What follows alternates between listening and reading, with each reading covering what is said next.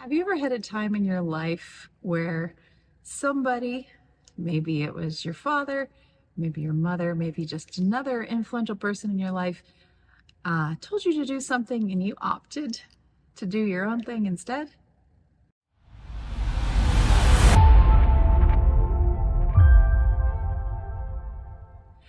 I'm sure we've all had an experience like that where we thought that we knew better. I remember when I was learning to drive, we had a Volkswagen Jetta at that time, 5-speed. It was very fun to drive. And my dad and I were out and we were headed to go to a Christian camp. And it was on this dirt road out in the hills of Tennessee, narrow road going up and down gravel. And I remember coming to what was a steep hill and my dad saying, "You should shift down." And I said, got this.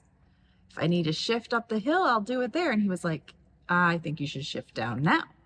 And me, being probably 15 and knowing how to drive, opted not to shift down. Well, if you've ever driven this manual transmission, you know I got about halfway up the hill and went to shift down. The car stalled. There was a vehicle behind me. And my dad said, "Well, I guess you get to back down the hill and try that again," which was embarrassing because he had told me and there was another person to witness it. And I did have to go down this narrow gravel road and start over. And so sometimes dad knows best, right? There's a verse in Matthew 7 that says, "If you know how to give good gifts and good advice to your children, how much more your heavenly Father knows how to do that for us." Now, this weekend, we're celebrating Father's Day. It's also Holy Trinity, of course, of which the Father is part of, and then starting a new sermon series. Now, it's God's will, my will, God's way, my way. How are we all going to reconcile what we want to do and the will of God? There's some really great stories in the Old Testament as we go through Exodus. I know you'll want to join us either in person or online as we unpack some of these Old Testament stories. There are people in the Old Testament who I think may have even been a little bit more stubborn than me when I didn't want to shift down. So please join us in worship to be a part of learning about that. God's will, God's way, not our way. Now, there's a beautiful hymn.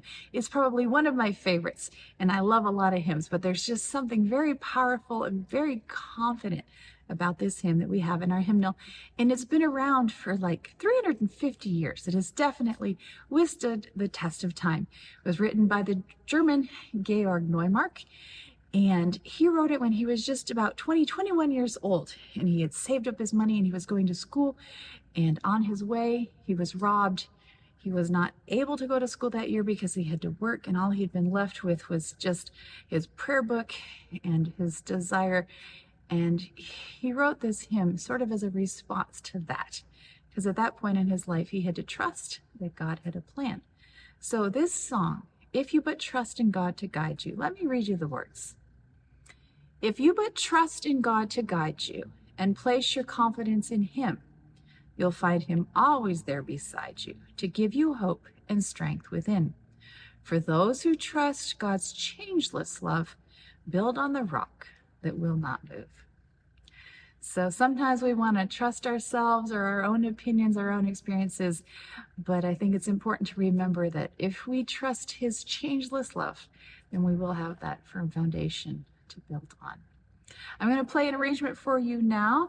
This is by Matt Limbaugh, and I think he's done some really creative things painting the picture of this kind of wandering and then confidence with the music. And so I think you'll hear that a little bit of like, maybe I should go my way. Oh, maybe God's way is better. And then just feeling the confidence that we have when we trust in God. So I hope you enjoy this arrangement on the beautiful organ here at Victory. I hope to see you in worship, and I'll be back with you soon.